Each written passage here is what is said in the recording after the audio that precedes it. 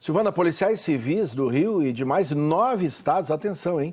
Estão fazendo uma operação, não é pequena não, uma grande operação de combate à lavagem de dinheiro do tráfico de drogas. São 6 mandados de prisão e 40 mandados de busca e apreensão. E, Fachel, essa quadrilha movimentou mais de 3 bilhões de reais em 3 anos. Quanto, Silvana? 3 bilhões. 3 bilhões de reais. É só para ter uma ideia do que... É 1 bilhão por ano, né? É só para ter uma ideia do que é o poder do crime quando chega nesse nível. A gente não está falando aqui de assalto de 100 reais ali na rua, não. 3 bilhões de reais em 3 anos. Bruno Grubert está ao vivo. É mais uma amostrinha, né?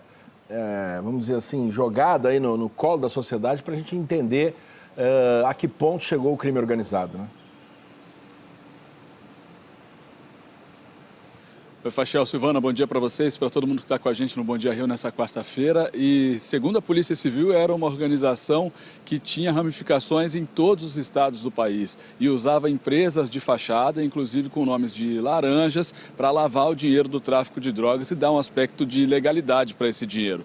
Por isso, depois das investigações que começaram em 2019, por isso a polícia tem as informações desses 3 últimos anos da movimentação da quadrilha, que chegou a 3 bilhões de reais. Hoje, a Operação Mercador de Ilusões está nas ruas para cumprir esses 6 mandados de prisão e 40 de busca e apreensão, não só aqui no Rio de Janeiro, mas também no Distrito Federal, nos estados de São Paulo, Paraná, Santa Catarina, Goiás, Minas Gerais, Amapá, Pernambuco e Rio Grande do Norte. A polícia acredita que a sede da movimentação era aqui na comunidade do Brejal, no complexo do Salgueiro, em São Gonçalo. E apontou como chefe dessa organização criminosa, quem coordenava a lavagem de dinheiro, o Antônio Hilário Ferreira, que era conhecido como Rabicó. Esse dinheiro era usado, segundo as investigações da polícia, para comprar drogas, armas e trazer essas armas para as organizações criminosas, facções criminosas aqui do estado do Rio de Janeiro. Essas armas eram compradas nas fronteiras aqui do país. Além dos mandados de busca e apreensão, a primeira vara especializada em crime organizado da Justiça Estadual, a pedido do GAECO, o Grupo de Combate ao Crime Organizado do Ministério Público, bloqueou 681 milhões de reais em bens dessa quadrilha. A gente está aqui na sede da Polícia Civil, no centro do Rio. Daqui a pouco vai trazer outras informações mais detalhadas sobre como operava essa quadrilha. Mas o que se sabe inicialmente é que ela usava laranjas e empresas, inclusive algumas empresas legalizadas e outras de fachada, para dar um aspecto de legalidade ao dinheiro do crime organizado e do tráfico de drogas. Fachel e Silvana, já já eu volto com outros detalhes. Olha, é impressionante. Muito obrigado, Bruno, pelas informações. Silvana, é impressionante a quantidade de dinheiro que só esses bandidos aí movimentavam. 3 bilhões de reais em 3 anos. Isso serve um pouco para a gente refletir, Silvana, né? Às vezes a gente vê assim, isso aí é algo que foi encontrado pela polícia. Imagino que não é. Então, olha a quantidade de dinheiro sendo lavado por aí, a quantidade de recursos que o crime organizado vai movimentando e a população... Em vários estados, tá? A Polícia Civil de vários estados no país, envolvidos. né? Isso no país. E a gente vai vendo, né? A origem do sofrimento da população com essa violência que atinge, volta e meia, atinge alguém que não tem nada a ver com a história, né? Vamos falar com o Bruno Grubert? Vamos lá. Bruno Grubert, vamos repetir o que a gente falou antes. Não são 1.000, nem 100 mil, nem 1 milhão de reais. A gente está falando da fantástica, impressionante quantidade de 3 bilhões de reais em 3 anos.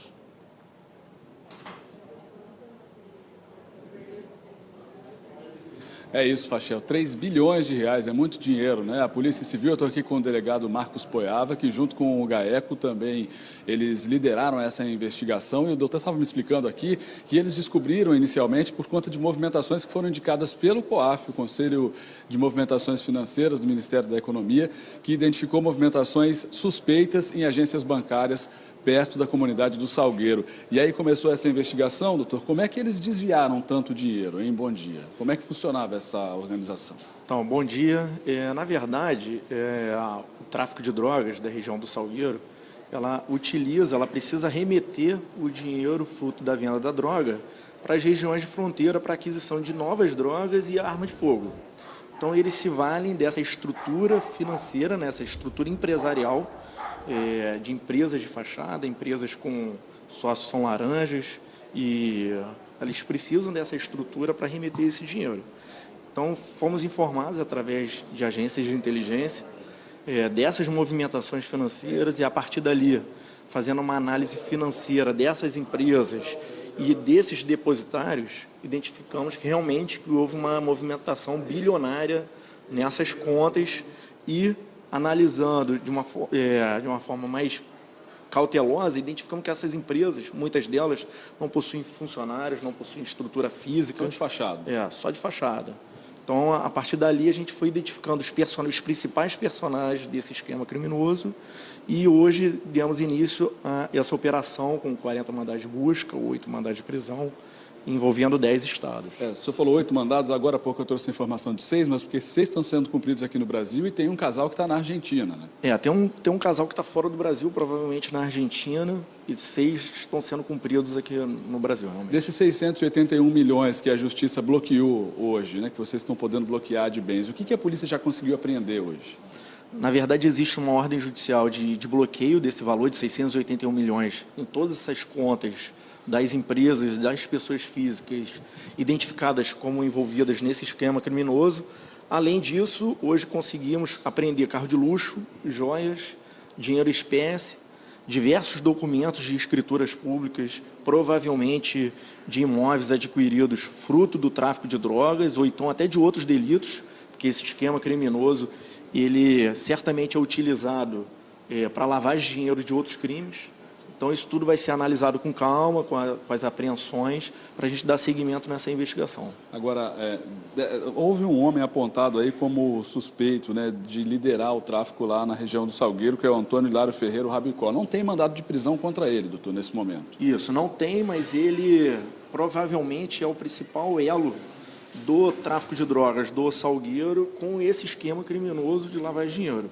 Então, ele se vale desse esquema para poder dar seguimento à sua atividade criminosa. Ele precisa adquirir arma que vem de fora do Brasil, ele precisa adquirir droga.